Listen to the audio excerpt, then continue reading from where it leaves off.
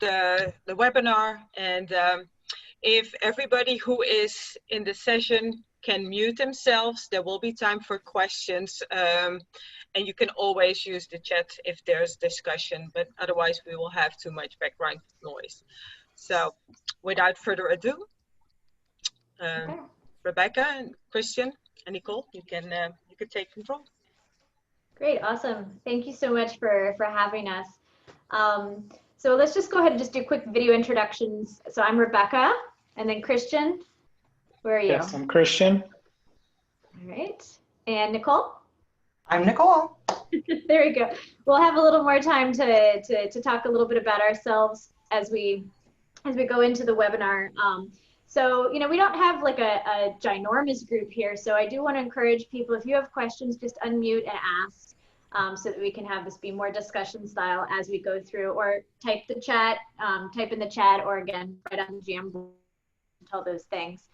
I want to start by just giving you some statistic that was released actually 3 days ago, I think, by the National Academies. They just released Teaching K-12 Science and Engineering During a Crisis.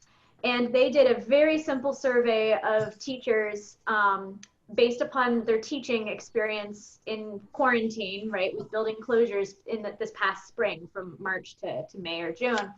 And they found that only 38% of the science teachers reported that students had done any kind of a hands-on investigation or experiment at home, which is really kind of a concern, right? Like, that's completely understandable. But I guess the thing that motivates me as a physics teacher is to think about what are ways that we can make doing these hands-on experiences in home much more accessible. How do we make them safe? How do we make them meaningful? And so that's what drives a lot of the conversation, or a lot of the things that I've been thinking about personally. So myself, basically, my husband, myself, so Christian and myself, we both have developed Physics Toolbox. I used to be a high school physics teacher for 7 years, and I just wanted to have accelerometers so my kids could go to the amusement park together, because it was like 300 kids from the whole school building that would go, and we didn't have enough like vernier in order to collect data. So my husband started developing the accelerometer, and then eventually we just kept adding and adding and adding, and now we've got over 2 million users around the globe. And so that's been kind of a hobby for us for the past 6 years or so.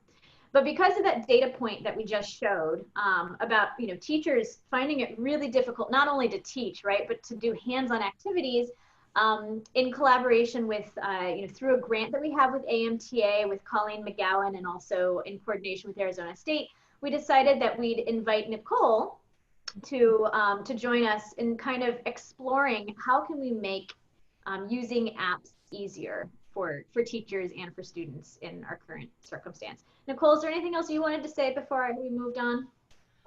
No, I don't think so. I'll chime in when I think it's appropriate, but I think you did fine. Okay, great. And then Christian, I don't know if you want to say anything else at this point. No, not particularly. So I used to be, like I mentioned, a high school physics teacher. That's my background. I was a modeler, and I know many of you are also probably modelers. So I did modeling instruction for 7 years. But Christian, my husband, is the app developer. So at any point as you think about features or particular kinds of requests that you might have, like, this is why he's here tonight, so that he can listen to what your needs are. So with that, I'm going to kind of take a deep dive into how I have used Physics Toolbox in the classroom, but also how I would. There's a caveat though, I have not been in the classroom for 5 years now, so I don't have necessarily a lot of advice for what works in a pandemic. But I do have some thoughts based upon what I've seen that's been successful, from what I've observed of other teachers. So the first thing that I'll say is that there are a lot of different apps out there. There's Physics Toolbox, there's also PhiFox. They're also fabulous participants in the physics education community. They're based in Germany. There's Google Science Journal. And then there's a number of other apps, and there's multiple reasons to use multiple apps. So I don't want tonight to be just an advertisement for Physics Toolbox. You can use lots of different sensors on different phones with different applications and for phones that have different abilities. But we specifically want to try to respond to your needs and try to make Physics Toolbox better for sure. So I'm going to go ahead and enter into what can mobile sensors do and how do they do it. Because I think it's important for us as teachers to not see smartphones as black boxes. I'm going to go fairly quickly because there's a lot of content. You can always delve inside of the app. There's a little circle with an eye icon on any of the sensor modes. And it will give you additional information, links to videos and things like that. Basically, inside of your phone, inside of any smartphone, you're going to have micro electromechanical systems, which for the most part are based upon an understanding of capacitance. So here what we've got is an accelerometer. It looks like a one-dimensional accelerometer. And basically you have a grid that can kind of shake around, and there's static little bars. And as these movable bars move around those static bars, you get a change in capacitance. And that's interpreted as motion, basically. And that works across many of your different sensors. Your accelerometer and your gyroscope and your linear accelerometer are all part of one chip. And I'm going to just show you a real quick YouTube video because I think it's a beautiful simulation and something that I would share with kids as well. So this is your unidimensional accelerometer. When it comes to measuring motion in multiple directions, you'd actually have these in all 3 dimensions. Your gyroscope is actually going to be a combination of these. So you'd have 2 accelerometers along a single axis. And then we'll take a look at just a few others here. Your accelerometer can give you lots and lots of information, not just about motion, but you can also make connections to with other sensors in order to get a sense of position, even displacement, not just in a single direction, but in actually all 3 directions. There's a little bit of complicated math behind some of this. So linear motion is much, much easier to understand than 3-dimensional motion, but it is possible, and we'll be showing you some examples of that later on. Keep clicking through here unless people stop me, basically. But I think I wanted to stop and just share here that, we know that introductory physics students really struggle with the concepts of acceleration. This is not where I'd start with smartphones. This is where we tend to think as physics teachers as kinematics first. But when it comes to understanding acceleration in smartphones, I think it takes a little bit of a technical understanding, and a lot of kids aren't there yet immediately.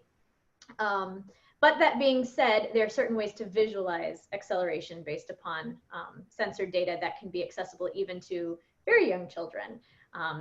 If you dig into Physics Toolbox, there is a what is it called, where it gives you like the angled components of acceleration, gives you vector displays, and also gives you graphs. The gyroscope basically gives you rads per second or radians per second, and of course is associated with spinning motion. So yep. Phones also have got barometers inside of them, and that gives you the atmospheric pressure.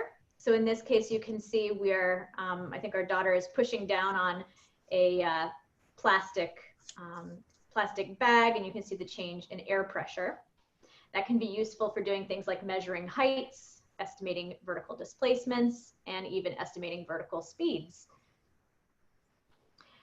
That barometer also works based on the idea of capacitance. So we'll just show you a quick example here. A circuit for signal processing and the sensor itself.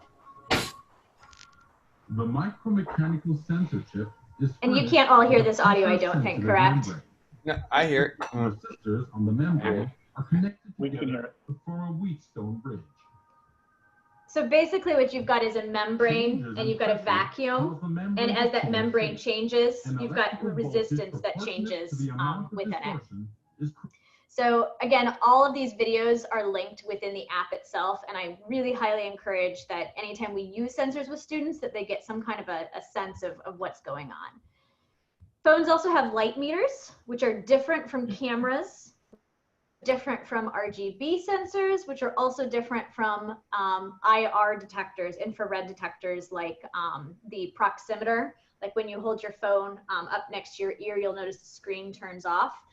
That's different. The light meter just gives you straight up intensity measures of light versus, light versus dark. Your phone also has a magnetometer inside of it. And so here I'm doing a little Orsted kind of a situation, sending a current through a simple wire, and you'll see the compass deviation. And for the magnetometer, the way that that works has to do with the Hall effect.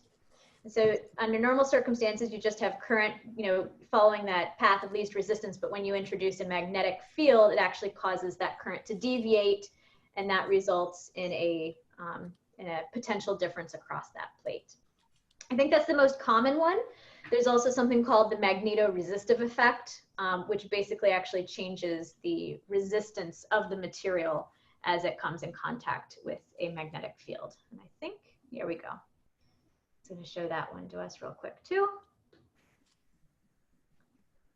And depending upon the kind of hardware and smartphone you have, it's, oops, sorry about that. It will depend, the hardware that you have will determine what kind of a phenomenon it's using. Most phones also have a proximity sensor, which a lot of folks use for things like pendulum studies. I found that some of the more modern phones, it doesn't work super well though, just because sensors are now being embedded underneath the illuminated screen. So even if you have a proximity sensor, it may or may not work for you. And this is, I think, an important thing for us to keep in mind as educators, is that a lot of times kids are going to have high variability of whether or not they actually have sensors, whether or not they work, and can do what you want them to do. One sensor that everybody's going to have, though, regardless of their smartphone, of course, is microphone.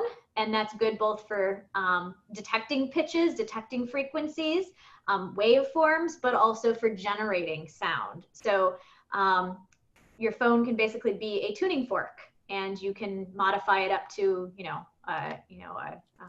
down to the precision of a single hertz, for example, or hertz, I guess. And your microphone works very similar to the pressure sensor. Again, it's got a kind of like a membrane. It just doesn't happen to have a vacuum underneath.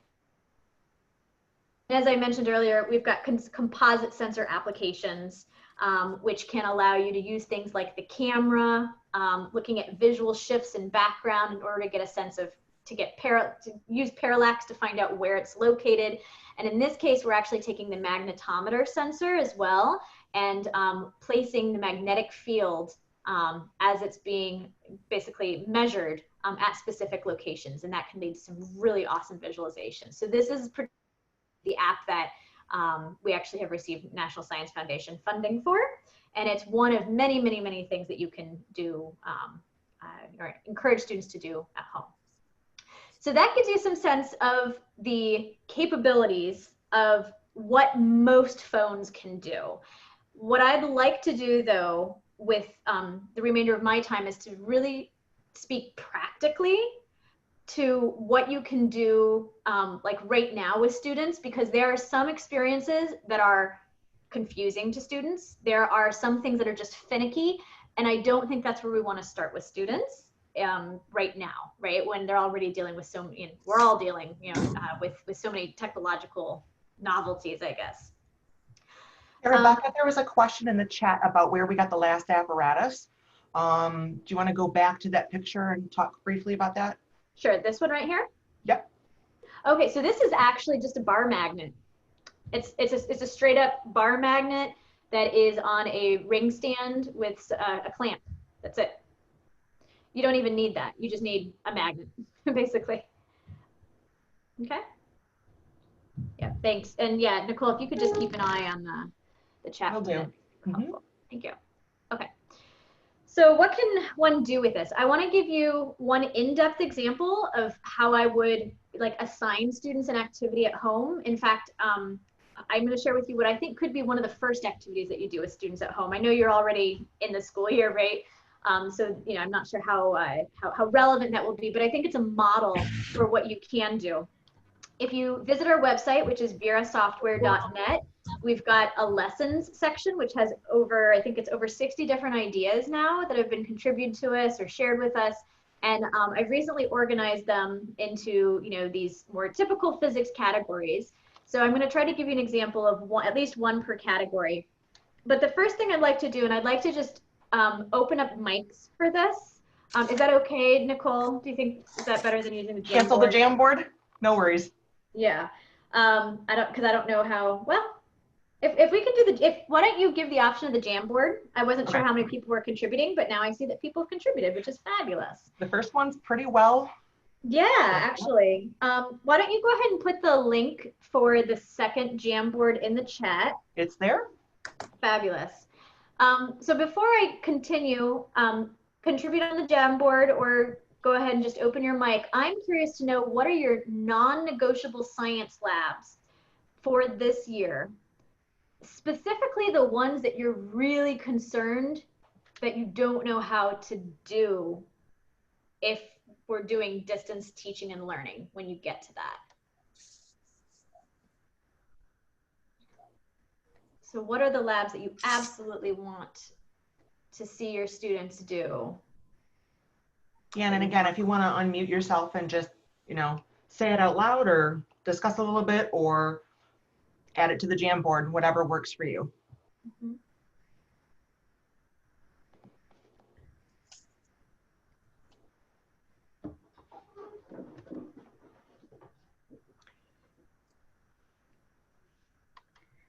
I'm going to take a look here and see if we've got any contributions yet. We have Buggy Lab, we have Newton's Yes. Law Lab, Kinematics and Dynamics, Batteries and Bulbs, Net Force and Acceleration, Skateboard, Tug of War. One of my favorites. Basic intro forces without an in-person experience, like a broom ball, definitely. Mm-hmm. Constant Acceleration Lab. So kinematics is a tricky thing, right? Like there's total reasons for it to be the first thing that we do in physics. It's the most physicsy of physics. But it's a beast. It's a total beast. Okay. Great.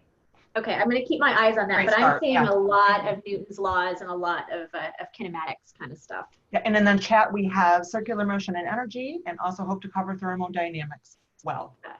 Fabulous. Okay. All right. I'm going to try to keep those things in mind. I see some energy conservation too. Thank you so much for contributing. I want to give you an example of what I would probably do had I been teaching this year as my first intro lab. A lot of folks do like the pendulum lab because it, you know, it results in so many different kinds of graphical relationships. Again, still a fabulous introductory lab. But if my goal was also to introduce people and introduce students to using their smartphones, I would probably do something like a simple air pressure versus height kind of a laboratory experience. So we've actually put together, I've put together some teacher notes for how this might be accomplished. And Nicole, if you could do me the favor of putting this link in the chat for folks in case they want to just take a look at it. I've got about 7 or 8 quote unquote student worksheets and teacher guides for various activities. You're welcome to use them. They're in Google Docs, so you can copy them, modify them if you find them helpful. But measuring height with pressure with a smartphone really only requires a smartphone and some kind of a measurement tool. I don't even care if it's a meter stick. I mean, it could be a shoe, right? Whatever you want it to be. But if your goal, and the goal of many physics teachers with their initial lab, is to help them to understand data collection processes and also specifically how to derive a, you know, a physical relationship from graphical data, I think this is a perfect way to do it. So, and on top of it, what I like about it is that it introduces students to the data using something as simple as a digital readout. You don't have to use, you know, pressure versus time, something like that. The students can collect that data, and you know, they can collect the data at various heights, you know, maybe up to 2 meters or you know up to the as tall as they can reach, basically, and they can take a look at that relationship between you know, how does the barometric pressure change. I'm going to welcome you right now, if you want, If you have Physics Toolbox on your phone, I welcome you to go ahead and open it right now. Because I know I've seen some questions about what's the basic structure of Physics Toolbox. Let me see if you can see my screen. So, oops. Uh-oh. Let me take off my background. But I welcome you to go ahead and open up Physics Toolbox. I think I might need to stop sharing in order to get rid of my background here. Choose virtual background. I'm going to do none. There we go. Okay. Let's see. You're all able to see my screen now, correct? Yes. See my phone screen? Are you all seeing me? Oops.